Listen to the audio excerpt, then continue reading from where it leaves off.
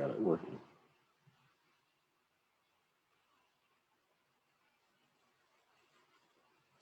Prabhupada ki jai, Prabhupada ki jai.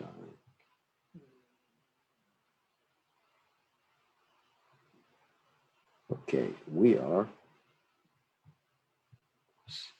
online now. Oops. Live. Okay. Sorry for the delay, everybody. One more thing we got to do. Okay, and we can chant Jai Radha Madhava. There I am. Okay. Jaya Radha Madhava Kunya Bihari Jaya Ho Radha Madhava Kunya Bihari Gopi Jana Vallabha Giri Varadhahuti Gopi Jana Vallabha Giri Varadhahuti Yashodanandana Brajajana Ranjana Yashodanandana Brajajana Ranjana Yamuna Tira Vanachari Yamuna Tira Vanachari Jaya Radha Madhava Kunya Bihari Jaya Radha Madhava Kunya Bihari Gopi Jana Malabha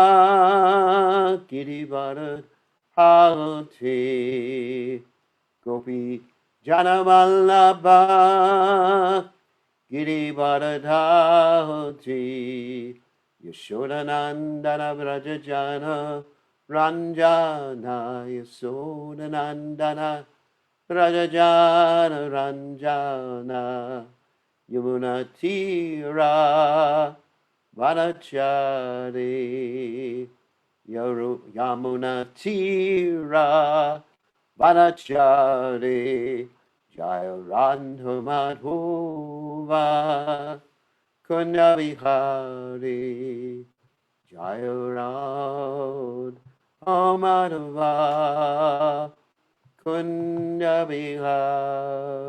Bihari Jai Om Vishnupad Paramahansa Paravatikacharya also Teta Satashi Shimad His Divine Grace Abhaya Charanada Bhaktivedanta Goswami Srila Prabhupada Ki Jai ISKCON Founder Acharya Srila Prabhupada Ki Jai Ananda Goti Vaishnav Vrinda Ki Jai Namacharya Srila Haridas Thakur Ki Jai Prem Se Kaho Shri Krishna Chaitanya Prabhu Nityananda Shidwaita Gadadha Shivasri Gaur Bhakta Vrinda Ki Jai Shri Shri Radhakrishna Gopi Gopinath Sai Mukund Radhakunda Giri Govardhan Ki Jai Vrindavanam Ki Jai Maturanam Ki Jai Jagannathaswami Ki Jai Ymunamai Ki Jai Shrimati Lasi Devi Ki Jai Samaveda Bhakta Vrinda Ki Jai Gaur Premananda Hari Hari Gaur.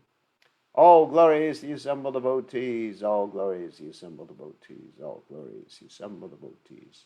All glories to Shri Guru and Gauranga Srila Prabhupada Ki Jai. Nama Om Vishnu Padaya Krishna Prasaya Budale Shrimati Bhaktivedanta Swami Namani. Namaste Saraswati Devi Gaurvadi Pacharni Nipashesha Shunyavadi Paschacha Deja Tardi. So Om Ganat Timidanda Shah Gananjana Shalakaya Chakshuram Meditam Yena Tasmai Shri Gurave Namaha. I offer my respectful obeisances unto the lotus feet of my spiritual master, His Divine Grace, A.C. Bhaktivedanta Swami Srila Prabhupada, who so kindly opened my eyes with the torchlight of knowledge while I was blinded in the darkness of ignorance. So, welcome again to the nightly or morningly, depending on where you are, Gita study. And we're going to start chapter 16, which is such an exciting chapter because it deals with the demoniac nature, also divine nature. But demoniac nature is much more interesting than divine nature. So, yeah, some spice in life. So anyway, so we're on chapter 16. Let's go ahead and start the Bhagavad Gita. Hold on a second. We are going to share the screen. Okay, chapter 16, divine and demoniac natures. Okay, so chapter summary is those who possess demoniac qualities and who live whimsically without following the regulations of Scripture attain lower births and further material bondage. But those who possess divine qualities and regulated lives, abiding by scriptural authority, gradually attain spiritual perfection. So in this particular chapter, you will be able to see what qualities you have that are divine and what qualities you have that are demonic. So let's start with text 1 to 3. And of course, first Krishna can start with the divine qualities rather than demonic qualities. So these are also interesting. So let's start. Shri Bhagavan Vacha Avayam Sattva Samshuddhi Jnana Yoga Vyasati Dana Damaschi Adyascha Swadhyayas Taparjavamahimsa Sacham Akrodas Jaga Shantirabhaishunam Vaktaya Bhuteshvalolupvam Mardavam Hridiyachapalam Tejakshama Shruti Droha Natimanita Bhavanti Sampadantayvim Abhijatasya Bharata. Shri Bhagavan Vacha, the Supreme Personality of Godhead, said, Avayam, fearlessness, Sattva Samshuddhi, purification of one's existence, Jnana and knowledge, Yoga of linking up, Vyavasatahi, the situation, Dhanam, charity, Dhamma, controlling the mind, Cha, and Ayagya, performance of sacrifice, Ja, and Swadhyaya, study of Vedic literature, Tapa, austerity, Arjavam, simplicity, Ahimsa, nonviolence, Sacham, truthfulness, Akrota, freedom from anger, Jaga, renunciation, Shantihi, tranquility, Apaishunam, aversion to fault finding, Daya, mercy, Uteshu, towards all living entities, Aloluptvam, freedom from greed, Mardavam, gentleness, Sri, modesty, Achapalam, determination, Teja, vigor, Kshama, forgiveness, Triti, fortitude, Shocham, cleanliness, Adroha, freedom from envy, not, Atimanita, expectation of honor, Bhavanti, are Sampadam, the qualities, Daivim, the transcendental nature, Abhijatasha, of one who is born of Bharata, of son of Bharata. Translation, the Supreme Personality of Godhead said, okay, get ready for the godly qualities, fearlessness, purification of one's existence. And don't worry, we'll go over each one of these as we go through the purport, because Prabhupada is very specific about these.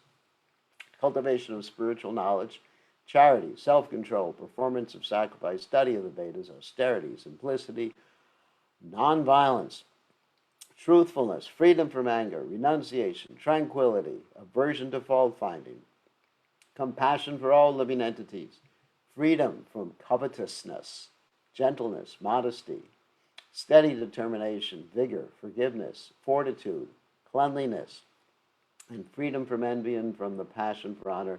These transcendental qualities, O son of Bharata, belong to godly men endowed with divine nature. So Prabhupada explains, in the beginning of the 15th chapter, that's the previous chapter, the banyan tree of this material world was explained. The extra roots coming out of it were compared to the activities of the living entities, some auspicious, some inauspicious. In the 9th chapter also, the devas or godly and the asuras, the ungodly or demons, were explained. Now, according to Vedic rites, activities in the mode of goodness are considered auspicious for progress on the path of liberation, and such activities are known as Daivi Prakriti. That means the energy of the Lord that's godly, transcendental by nature. Those who are situated in the transcendental nature make progress in the path of liberation. For those who are acting In the modes of passion and ignorance, on the other hand, there's no possibility of liberation. Either they will have to remain in this material world as human beings, or they will descend among the species of animals or even lower life forms. In the 16th chapter, the Lord explains that both the transcendental nature and its attendant qualities and the demoniac nature and its qualities. He also explains the advantages and disadvantages of these qualities. So, okay, let me just make it clear that you don't really have to try separately for each one of these qualities because, as stated, and as I've quoted many times before, Yashasti Bhagavacha Kinchana Sarvargunas Tatra Samasate Sura. That if one actually is Krishna conscious, automatically these godly qualities manifest. However, you can gauge your advancement by how these godly qualities are not manifest or manifest. And also, if you see ungodly qualities or demonic qualities manifest in your activities or in your consciousness, it gives you a challenge to work harder in Krishna consciousness. As Lord Chaitanya prays, what is it? Ainanda tanuja kinkaram patitam mam vishame bhavam buddho kripya ava parapam gaja stita duli sadrasam vachintaya. O son of Maharaj Nanda, I am your eternal servant, but somehow or other, and I'm going to paraphrase, I'm caught in this horrible material world, exhibiting all these ungodly qualities. Please, my dear Lord, fix me up as one of the atoms or specks of dust at your lotus feet. So, remember, that's what happens. If we see demoniac qualities that we're really not proud of in our own hearts, in our own activities, in our own words, then immediately pray to Krishna, start chanting. So that's another reason why these godly and ungodly qualities are going to be described in this chapter. So, Prabhupada explains the word abhijatasya in reference to one born of transcendental qualities or godly tendencies is very significant. To beget a child in a godly atmosphere is known in the Vedic scriptures as garbhodhana sanskara. If the parents want a child in the godly qualities, they should follow the 10 principles recommended for the social life of the human being. In Bhagavad Gita, these are called these samskaras, reformatory practices. In Bhagavad Gita, we have studied also before that sex life for begetting a good child is Krishna consciousness, is Krishna himself. Sex life is not condemned, provided the process is used in Krishna consciousness. Those who are in Krishna consciousness at least should not beget children like cats and dogs, but should beget them so that they may become Krishna conscious after birth. That should be the advantage of children born of a father and mother absorbed in Krishna consciousness. And actually, Lord Rishabhadev says no one should become a father or a mother or a guru or a worshipable person unless they're capable of freeing their dependence from the cycle of birth and death. So just a little word here about this thing called garbhodhana sanskara. That is utilized, or this particular samskara reformatory practice, which is what samskara means. Samskara also means impression. It's important because the parents' mentality at the time of conception determines what type of soul is attracted. Just like we have that story in the Srimad Bhagavatam about Kashyapa and Diti. Their consciousness, Kashyapa, and even though they were in a very high position, high planets, even though they were in that situation, their consciousness was not good. I mean, she was succumbing to lust, he was succumbing to lust, and as a result, they had two very nice boys known as Hiranyakashipu and Hiranyaksha. When I say very nice, I'm being sarcastic because they were demons. Anyway, so that's garbhodhana sanskara means to have the right consciousness. By the process of chanting Hare Krishna, one can have the right consciousness. I don't know any other way of having the right consciousness. Certainly not by watching a lot of Bollywood films. That will not give one the right consciousness. But by chanting the Lord's holy names. Anyway, it clears the mind. As we were mentioning last night, one of the ways you can tell whether you're chanting nicely or not is to how clear your consciousness becomes. Sometimes we say clear as a bell, or clear as a window that's just been cleaned. That's how you actually feel when you've chanted nicely. The social institution known as Varnashram Dharma. The institution dividing society into 4 divisions of social life and 4 occupational divisions of caste is not meant to divide human society according to birth. It's not a caste system. It's just saying that whatever you do well is what you should do. That's actually Varnashram. In a nutshell. Whatever you do well is what you should do, and whatever status of life that you feel comfortable with, that's where you should be. If you feel comfortable being an eternal student, be an eternal student. Some people are like that at the university. Or if you feel comfortable in household life, raising children, do it. If you feel comfortable retiring, not playing golf, but retiring and serving Krishna, do it. If you feel comfortable being a sannyasi and traveling all over the place, do it. I was just thinking, because I'm in the sannyasa order of life, that a sannyasi is supposed to travel except for during the 4 months of the rainy season. That's called the Chaturmasya period. Because during the rainy season, it's hard to travel. But during this year, instead of the rainy season, the Chaturmasya period, we have the Corona Masha, Mashas, which is just like keeping me from traveling. It's just like, oh my God, I can't travel.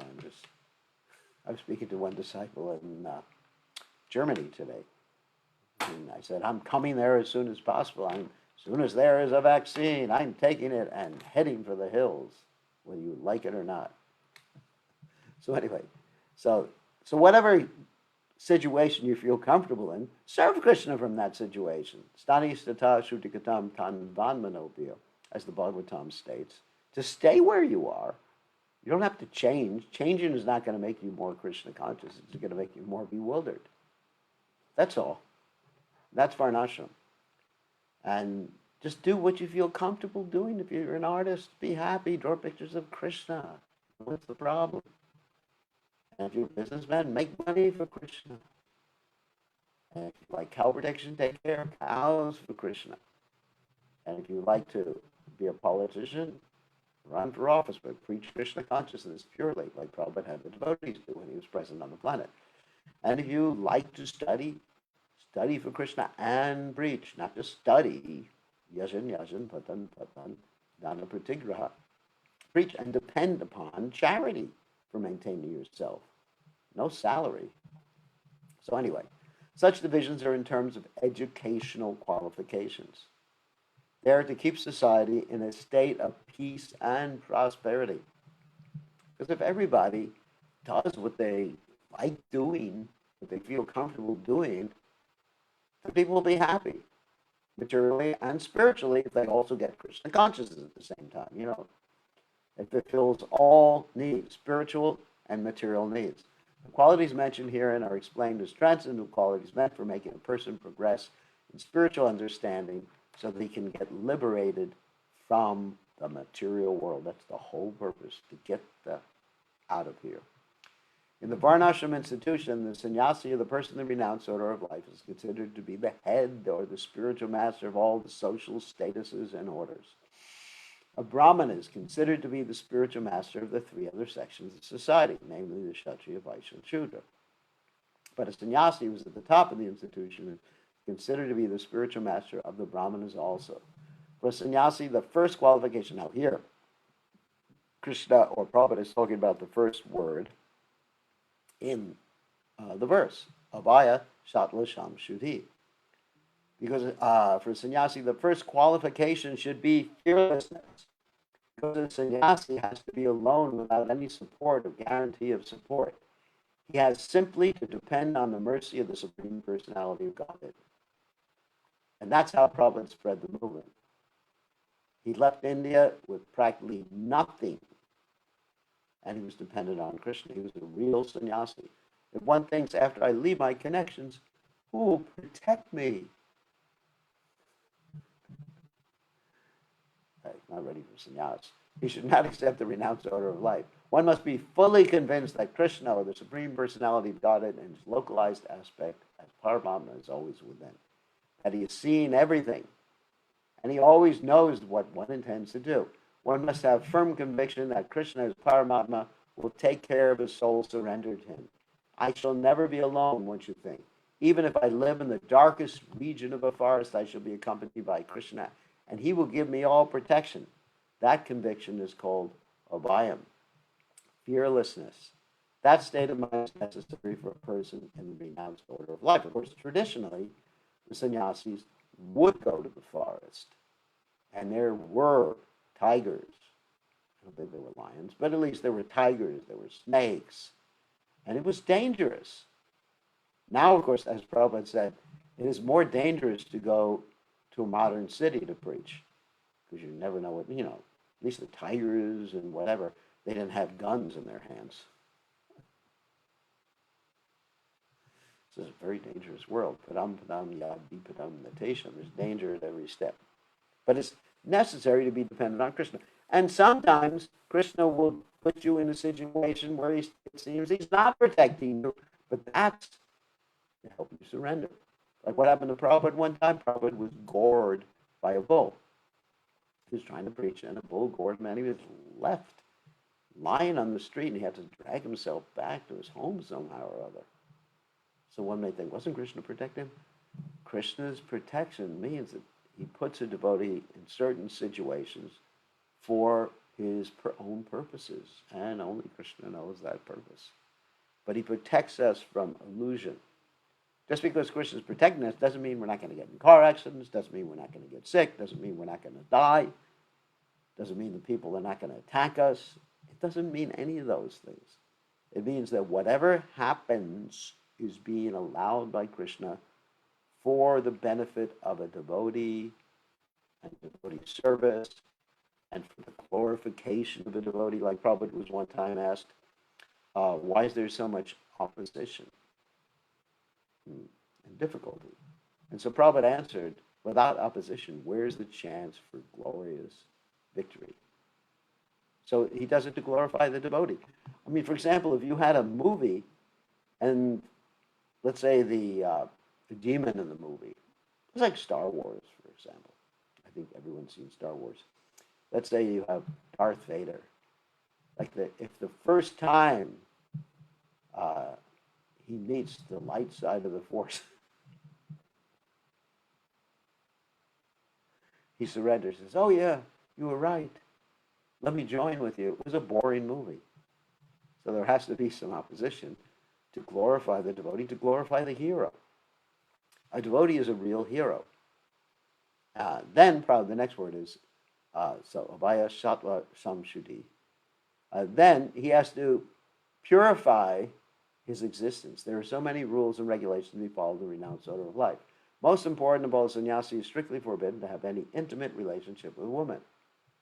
He is even forbidden to talk with a woman in a secluded place.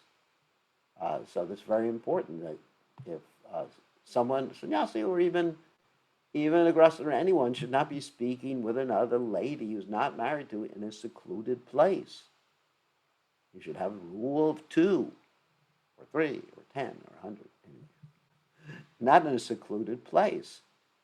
Because in a secluded place, what did Prabhupada say? Men are like butter, and women sometimes are like fire. So if you put butter and fire together, you get melted butter.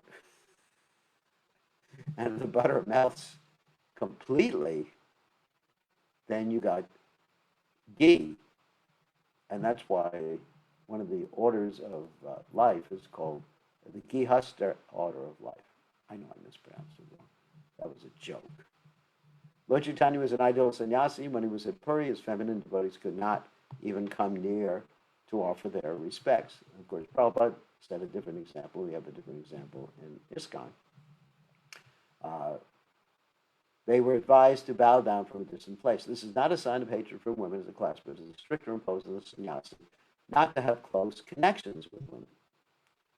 One has to follow the rules and regulations of a particular status of life in order to purify his existence. For a sannyasi, intimate relationships with women and possession of wealth for sense gratification are strictly forbidden.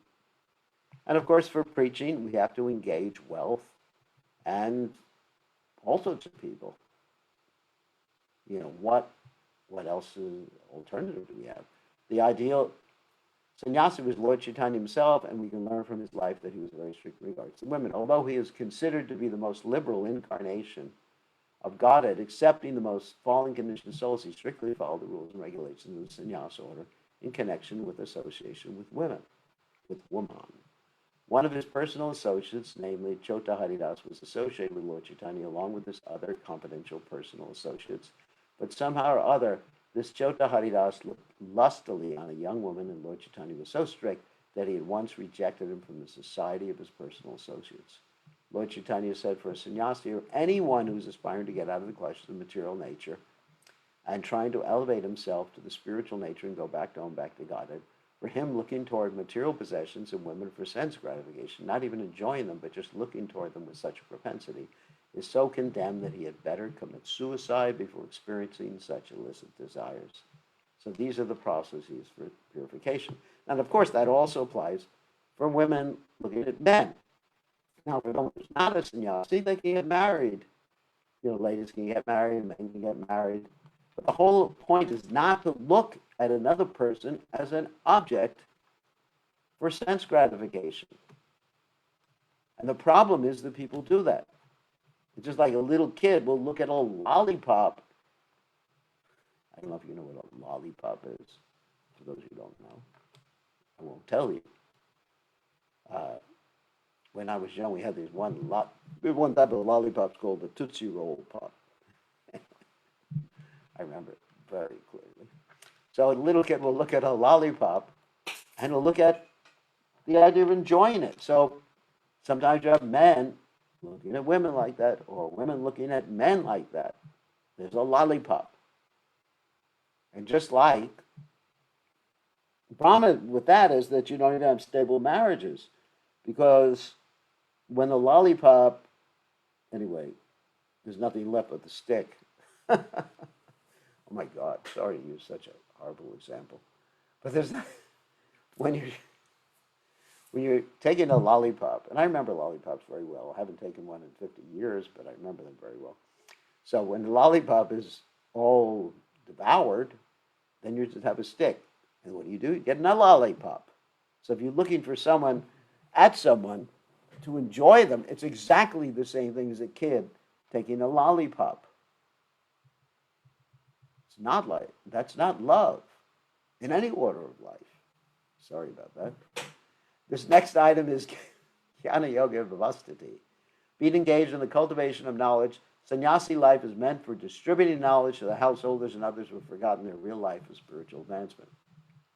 A sannyasi is supposed to beg from door to door for his livelihood, but this does not mean that he is a beggar. Just like, you all see that I have a cape. That's what the cape is meant for. The cape is meant for begging. At least originally you were begging for, vegetables, fruits, a slice of pizza or something like that. And nowadays, of course, the cape doesn't really come in handy for that particular activity. Now you just need a credit card reader. So humility is also one of the qualifications of a transcendently situated person. Out of sheer humility, the sannyasi goes door to door, not exactly for the purpose of begging, but to see the householders and awaken them to Krishna consciousness.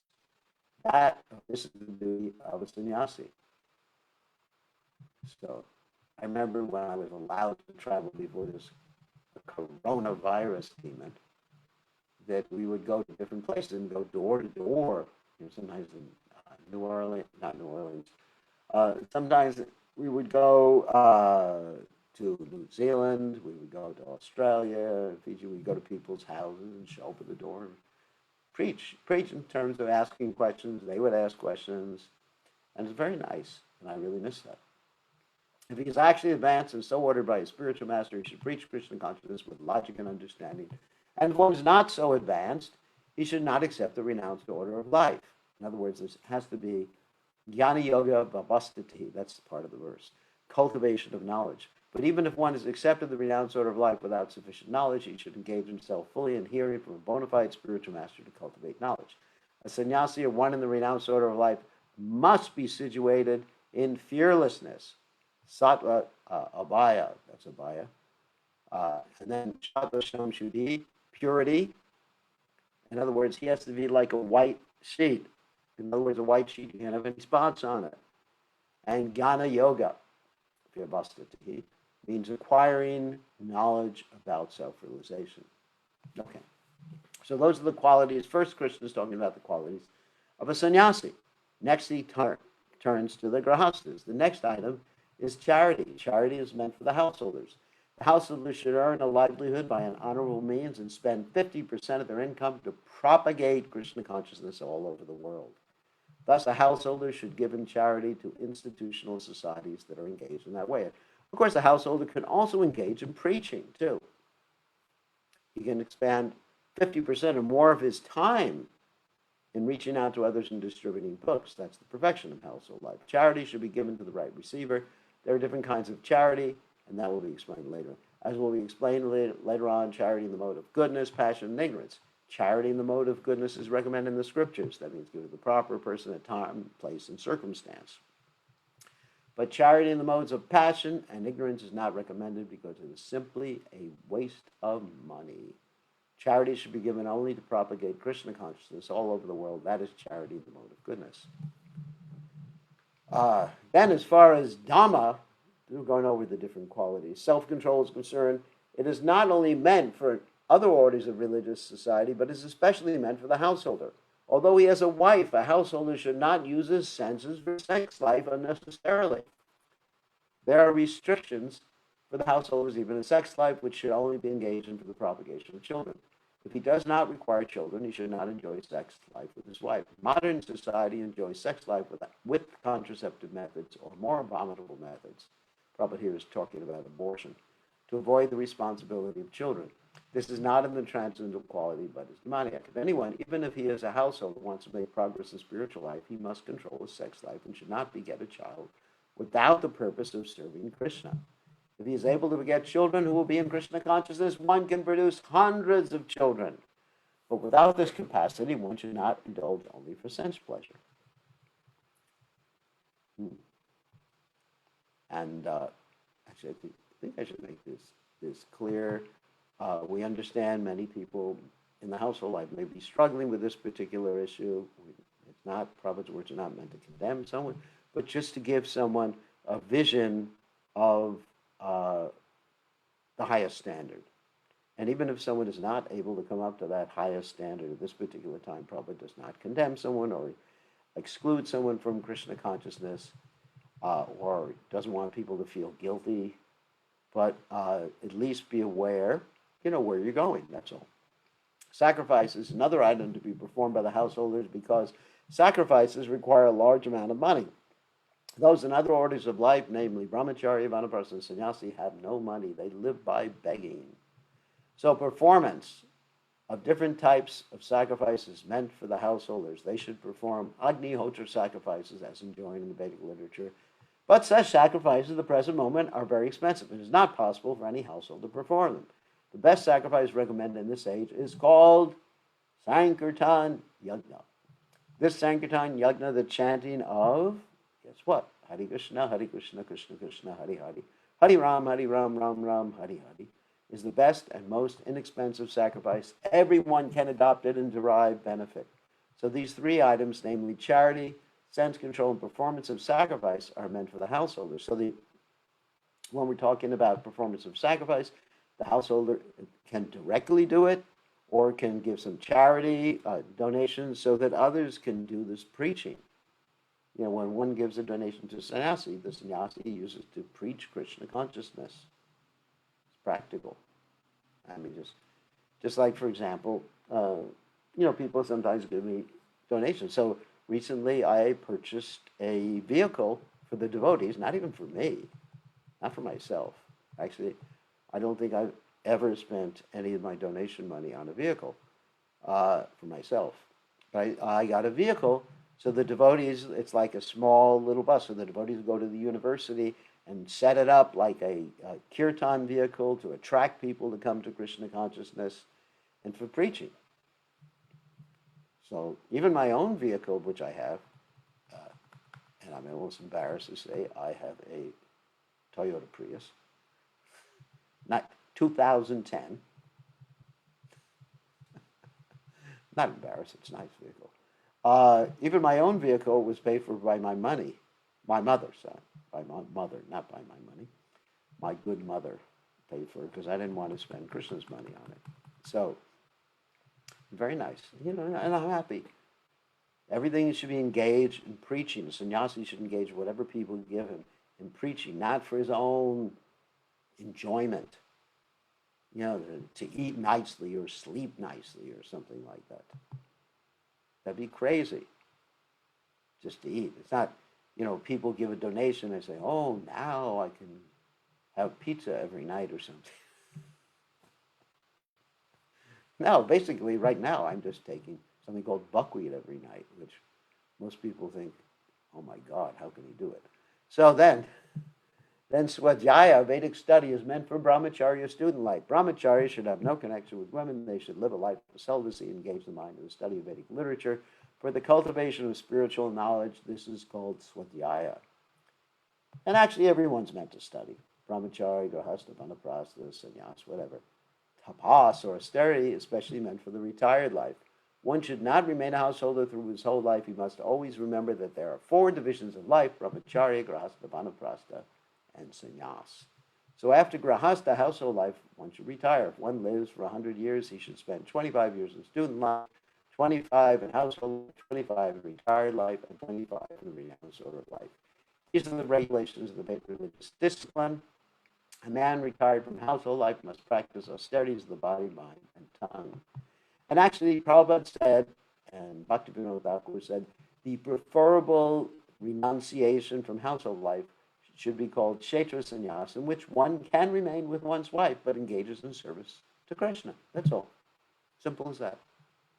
It's not that in Kali Yuga, sannyas, the absolute sannyas of leaving wife and family and everything behind is not recommended. In fact, that's one of the things prohibited, except in cases, certain exceptional cases, as we've seen in ISKCON. Generally, it's not a good idea, but in certain exceptional cases, it works. Like in Prabhupada's case, and hopefully in my case, it works because one is able to freely travel and spread the Krishna conscious movement. Because Prabhupada said the business of sannyasi is to travel and preach. So now I have to travel and preach through Zoom. It's not the same. I remember the good old days. Hopefully the good old days will come out again next year, and I can see people face to face. So anyway, so that's the preferable type of renunciation. One remains with the wife and preaches and pushes forward the Krishna conscious movement, and especially husband and wife make a good preaching combination because people appreciate that. Sannyasi, especially in the Western world, sannyasi is not as effective in preaching. Why is that? Because, basically, the grahasthas have a nice home, comfortable situation, you invite people in. Just like we have a very nice grahastha couple here, many nice grahastha couples. But one young grahastha couple we have here in North Carolina, Brajananda and his wife, and they're attracting so many people. And they're preaching full time. They're wonderful people. So that is tapasya. The entire Varnashram Dharma society is meant for tapasya. That means accepting what is favorable for pleasing Krishna and rejecting what is unfavorable. It doesn't mean subjecting your body to all sorts of tortures like sleeping on a bed of nails and putting yourself in water in the middle of the winter, in ice water in the middle of winter. It's actually interesting. We have a neighbor here has a swimming pool which I use for my exercise every day, and I was just reading about what is the minimum temperature I could take. And they said, please don't go below like 60. Without the budget. And actually, you have people in Russia, I think they're called the Polar Bear Club, who go swimming in ice. Actually, I did that one year in Finland. So without tapasya, so that's not what tapasya. Tapasya means accepting what is favorable for pleasing Krishna and rejecting what's unfavorable. Without tapasya or austerity, no human being can get liberation. The theory that there is no need for austerity in life, that one can go on speculating, everything will be nice, is recommended neither in the Vedic literature nor in Bhagavad Gita. Such theories are manufactured by show bottle spiritualists who are trying to gather more followers. If there are restrictions, rules, and regulations, people will not become attractive. And Prabhupada did not adjust in the four regulated principles. I mean, practically all these other groups, do they have those regulated principles? Probably not. I mean, especially, and even the Prabhupada would oftentimes preach to Christians or criticize people who said they were Christians because they would not stop eating meat. That was Prabhupada's standard approach for people who said that they were Christians. He would pull out that one of the 10 Commandments that says, thou shalt not kill. Therefore, those who want followers in the name of religion just have a show only don't restrict the lives of their students nor their own lives, but that method is not approved by the Vedas. So, I could have a lot more disciples if I didn't have the four regulated principles. I say, look, just chant Hare Krishna, smoke anything you want, have a relationship with anyone or anything that you want, eat anything. And unfortunately, there is one person, not in our movement, no. There are people in India. There's one, oh my God, I'm not going to mention their name because people are going to hate me for it. But there's one group which Prabhupada criticized. They're known as the Murgi Mandir. For those who don't know what the word Murgi means, it means chicken. So they eat chickens. And, a famous so-called yogi and his follower, not going to tell you who they are. You can guess. You can eat any damn thing. And, people want something cheap. They love something cheap. And we don't need people who want something cheap. We want people who want a valuable gem, the valuable gem of Krishna consciousness. As far as Brahminical quality of simplicity is concerned, not only should a particular order of life follow this principle, but every member be in the brahmacharya ashram, grahastha ashram, vanaprastha ashram, sannyasa ashram. One should be very simple and straightforward. Simple means not accepting any more than you need. I was just talking to someone today, and he was telling me about one of his friends, who his friend is retired, just him, the friend and the wife, and they just bought a 5,000 square foot house. What are you going to do with a 5,000 square foot house? For those of you who don't know what 5,000 square foot house is, pretty big. Probably 8 bedrooms or something like that. Ahimsa means not arresting the progressive life of any living entity. So here's another word that's being defined. One should not think that since the spirit spark is never killed, even after the killing of the body, there's no harm in killing animals for sense gratification. People are now addicted to eating animals, in spite of having an ample supply of grains, fruit, and milk. There is no necessity for animal killing. This injunction is for everyone. When there is no alternative, one may kill an animal, but it should be offered in sacrifice. In other words, rather than dying, yes, if there's no alternative, eat some lower creature, like a raccoon or a deer or whatever. I know, deer's cute. I know that. But, what can you do? So is a cow. Don't eat a cow under any circumstance. At any rate, actually, one time a devotee asked me, he said, what are you going to do when World War III comes and the bombs come? What are you going to do? What are you going to eat? And at that time, I was in Miami Beach. And I said, well, I'll just take fish then. And this devotee said, oh, you're a militia. You're going to eat fish. I said, to survive and preach, yes, if there's nothing else to eat. Even though normally I'm abhorred by the situation, but in certain circumstances, survival is the first rule. And human beings have a higher position in society. They're allowed to do that if necessary, but never a cow. At any rate, when there is ample food supply for humanity, persons who are desirous to make advancement in spiritualization should not commit violence to animals.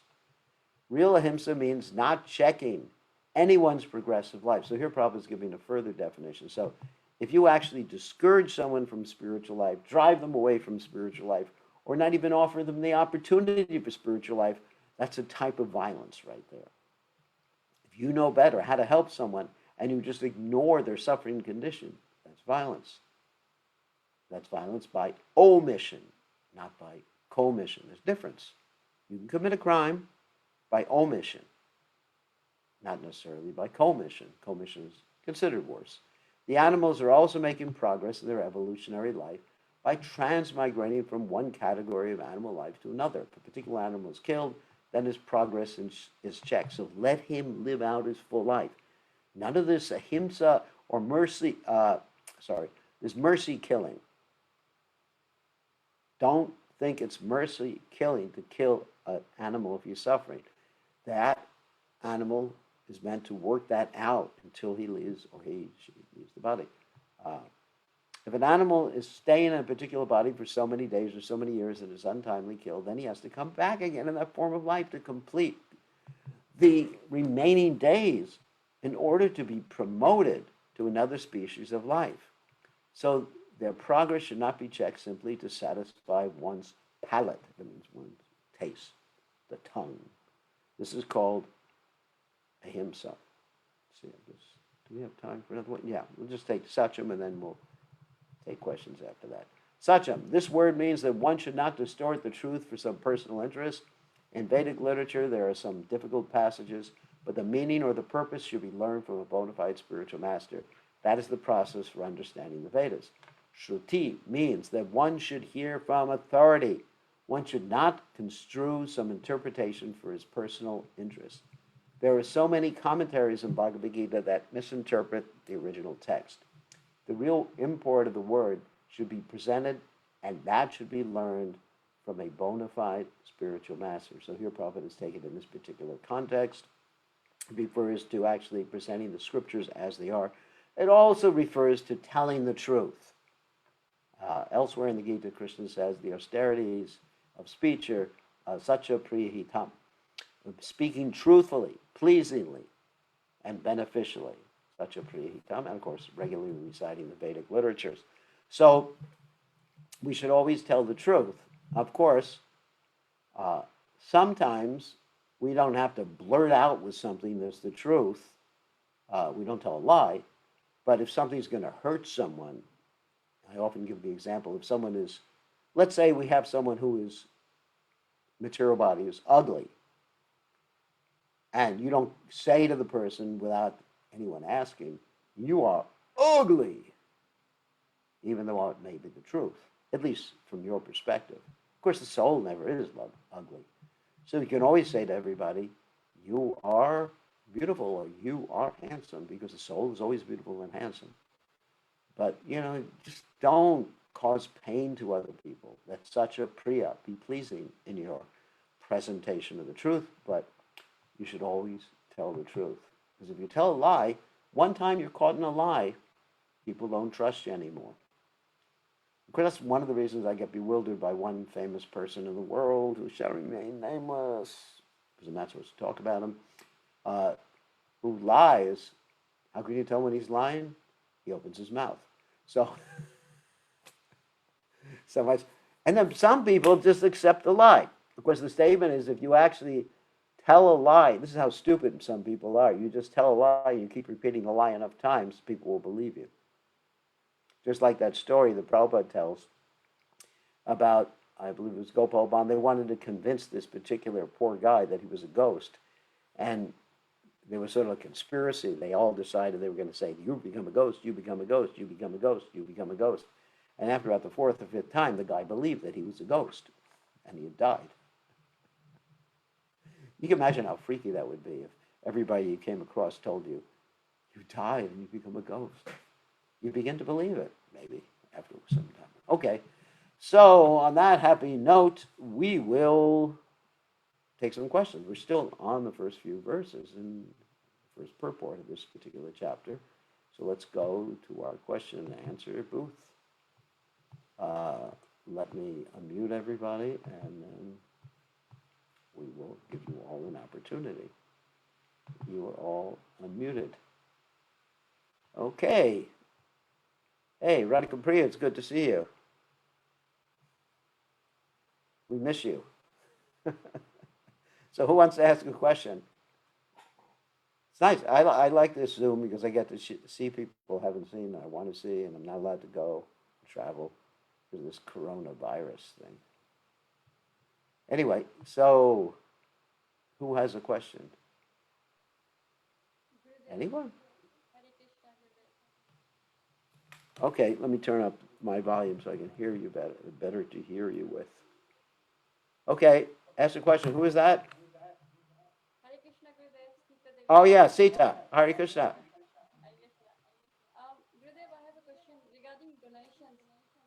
Either you're speaking very low or my volume is very low. Can you speak? Can you speak louder? I can hear you. It's kind of low, but it's all right. That's all right. Turn. It's regarding donation, Gurudev. Yeah. Okay. When we are donating for to a farm for cows protection, then later you find that they use machines to milk the cow. Um, is that appropriate? Like, I mean, Well, are they going to protect the cows for the rest of the cows' lives? yes, yes. Yeah. I mean, yeah. Still, the cows are being protected as long as Okay. is it a Krishna conscious farm or? Yes, it is. Yes. Yeah, sounds like New Govardhan. Yes. Yeah, it's all right. I mean, that's personally, I prefer that machines are not used for the cows, but still they're protecting the cows and it's cow protection. Yes, that's bona fide. That's Okay. good. Thank you. I mean, I had one more question, Gurudev. okay. For distribution of chanting mala, can we give the tulsi mala to those who are eating meat? I would prefer when we're getting people to chant and they're still eating meat, that we give them just regular wood beads, Okay, not tulsi mala. not tulsi mala. Yeah, not tulsi mala. Generally, Prabhupada recommended that when you give people beads of any type to chant on, that you have them give at least some donation. Because if Prabhupada said that if they don't give something in return, you're sort of getting their karma. Just like when a spiritual master gives the beads at the time of initiation, one gets karma.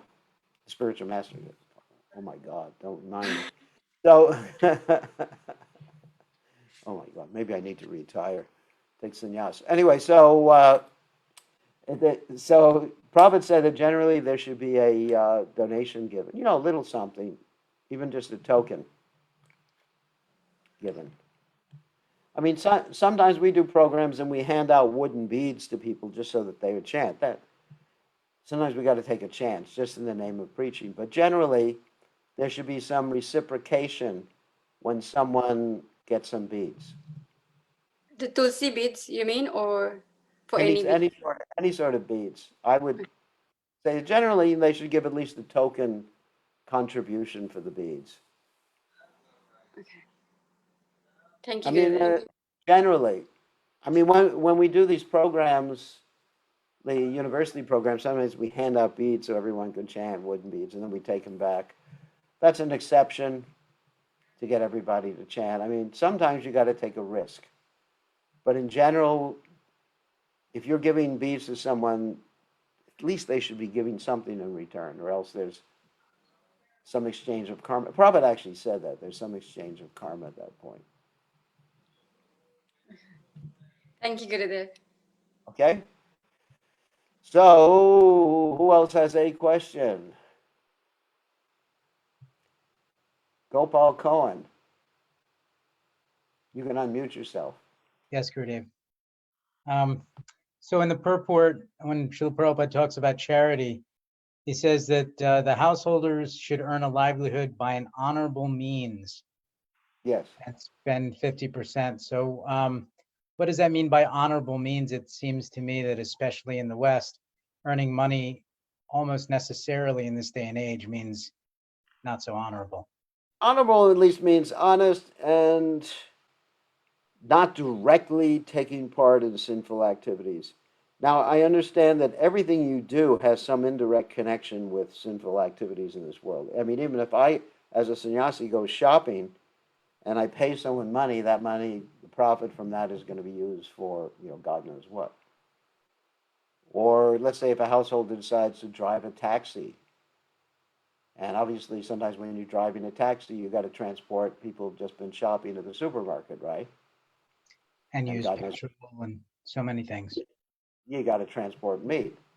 Or we have one devotee here who works for Fiji Electric, FEA, and he's supplying electric so that animals could be killed and eaten and kept in people's refrigerators.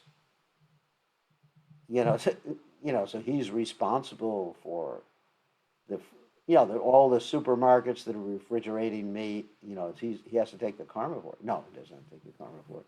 But I would say that as long as you're not doing something directly, obviously a devotee should not work in a slaughterhouse. There's even if one works in the hospital, you're giving sometimes people medicine that has eggs in it, or have to even feed someone with eggs. Some of the vaccines actually have animal parts or even fetal parts in them.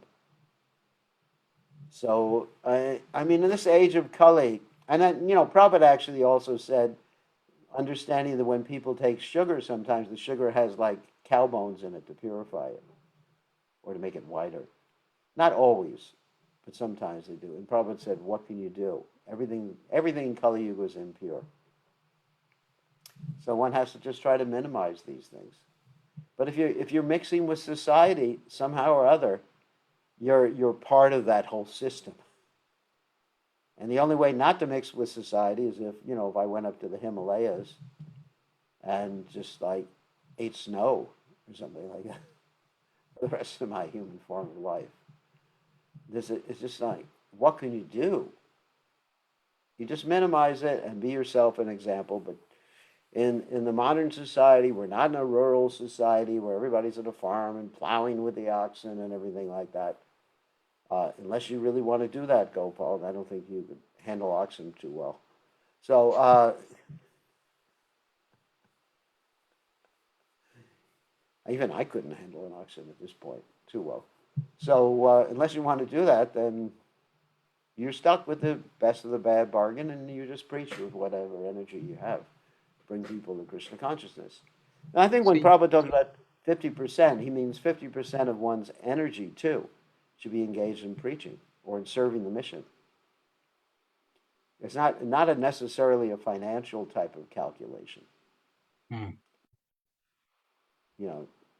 doesn't mean, the poor household, the kids are starving like little birds in a nest.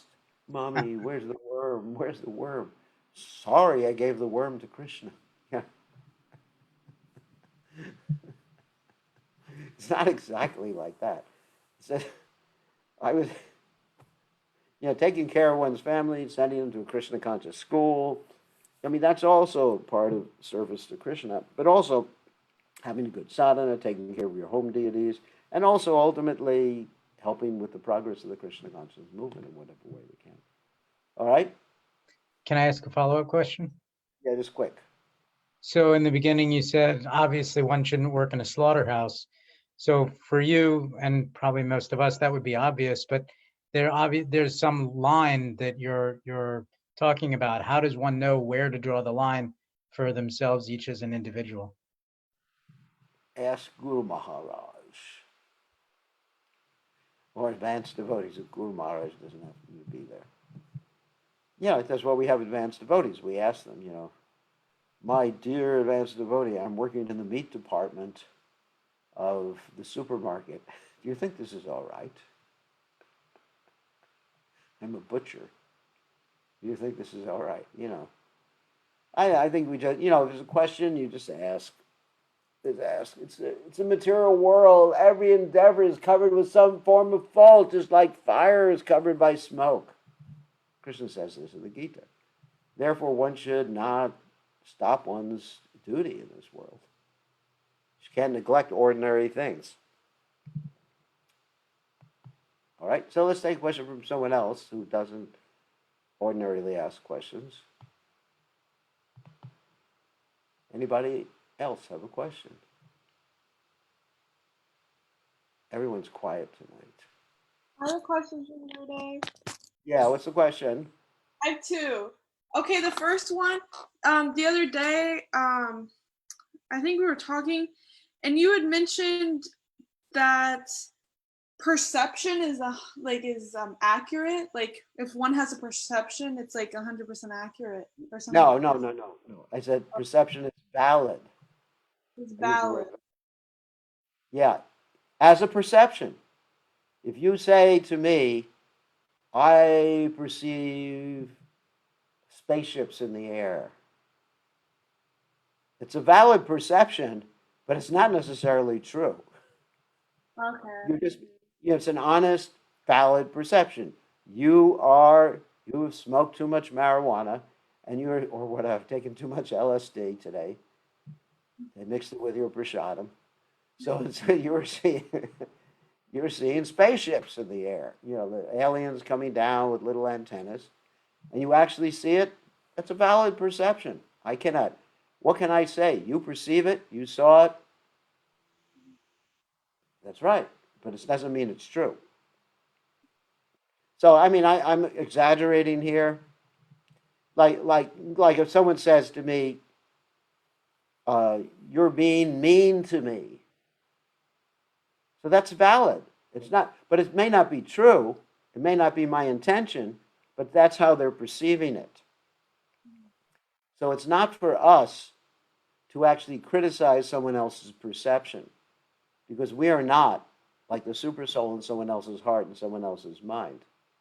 That's how they perceive it, and that's valid, isn't it? Like someone said to me just a little bit before class today, "Oh, this is so horrible, this being here in the West. I can't go to India this year." I won't say who said that to me. And he and I invalidated his perception. I said, "That's nonsense." But I should have just validated it, I should say, because he just disappeared. So I should say, that's a valid perception that you see like that. But instead, I just what? That's nonsense, you little creep! You rascal demon! Who brought you up in Krishna consciousness? And this is the thanks I get for all those years and years of trials. And no, I didn't say it like that. But the important thing is to validate someone's perception. Yes, all right, I validate it, and now I chastise you. No, you don't do that. But I'm thinking, theoretically, you should validate someone's perception, and then try to understand it. And don't negate it. It's really horrible to have someone sort of negate your perception. It's like really disempowering perception. Like if someone says to me, "You're really mean," instead of what I should do, instead of my saying, "You're wrong, I'm kind." And if you don't think I'm kind, I'm gonna smack you. No. instead of Sorry about that. I'm just being a little facetious. If someone says you're mean, then I would say, you know, if I would be empathic, I would say, so you're seeing me as being mean. What did I say that really caused you to feel like that? Anyway, so that would be the proper way to deal with it, rather than just saying I'm not mean. So perceptions are valid, yes. Perceptions are not true necessarily, because we perceive a lot of things that are not true. That's called illusion. One of the tendencies of the conditioned soul, several of them, is one of those to be illusion, the other one is imperfect senses. So I can see things that are not there, and or I can not see things that are there. So, you had another question? Yes. I read somewhere, it was like in a bone. I think it was with Champaka we were reading. That Tulsi, it was something involving Tulsi Maharani and how different jivas take on, they want to be in like her body. So in her plant form here, different jiva souls like are in different plants. And they can empower, she can empower others like that, yes. It's something like Shaktavesh avatar, like a particular jiva, like Prabhupada is empowered by the potency, Krishna's potency. So in other words, he's in particular, one sense, Prabhupada is an incarnation of Krishna. That sounds really heavy. But he's not God, but he's an avatar, he's a Shaktavesh avatar. Does that make sense? Yeah. Shaktavesh avatar. Okay, just one other person can ask a question, and then we have to go. Someone else, take advantage. It's your last opportunity for the evening, or for the morning. Oh, that Radhapadma's husband wants to ask a question. Mr. Radhapadma. Anyways, I know it's Nalini Kant. Hare Krishna Gurudev, Dandavat Pranam. Haribol. So, what's up? What's up, Doc? Gurudev, just a extension of the question what Sadhvi Mataji was asking, I think, few weeks ago. Yeah. Regarding the photos and the things. Like we give out stickers to like kids who are on their skateboards at Queen Street in Auckland, and Yeah. they put it on their skateboard. It is underneath the skateboard, and what should we do? And I mean, when I saw Stickers with Krishna's name, you mean? Krishna Jagannath sticker, And they're stepping on the skateboard? this is, they put it underneath, but their feet on the top, but the underneath of the skateboard they put the sticker. Not a good idea. Then Not a good idea. Actually, I'll tell you a Prabhupada story. Once upon a time, the devotees thought that they would greet Prabhupada nicely, and they wrote the Hare Krishna mantra on the steps of a temple. And they thought Prabhupada was going to really like this. So he came and he was horrified to see it, and he actually walked on the grass and on the dirt just to go around the steps. And he never went on the steps until they washed away the Hare Krishna mantra. So wherever we put the Hare Krishna mantra, it should not be put where someone, or Jagannath, or any spiritual picture, should not be put where someone's going to step on it. They said, I asked like we can ask them to put it on the fridge or in their books. So Yeah. they said in the fridge they can keep meat or they can keep the book. That's fine. Let them put them on the fridge, but not on the skateboard. Not where they're going to put their feet. That's really a no-no. Because we don't want to encourage people to commit offenses against Krishna's name. Yes. Anywhere else. On their door, on the hotel, just like, even devotees distribute Bhagavad Gita is to go in all the hotels at least in America, we have this Motel Gita program. And obviously in the motel rooms, they're not exactly setting them up as temples every night. So many horrible things happen in the motel rooms or hotel rooms. And, but we still want the Gitas there. Krishna's there, but not under the feet. No, I think that's unacceptable where someone will put their feet on Krishna's name. I would cringe. Not exactly.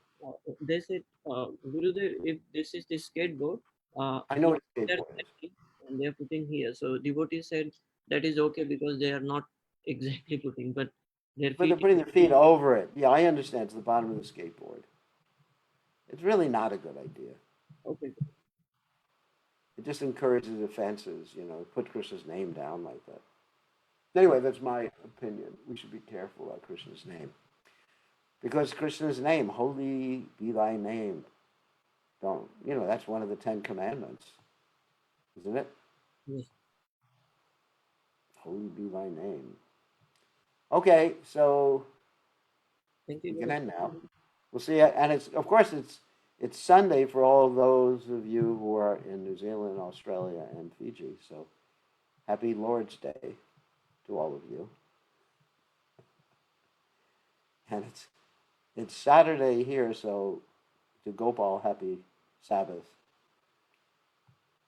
It's Saturday. That's his religion. So anyway, so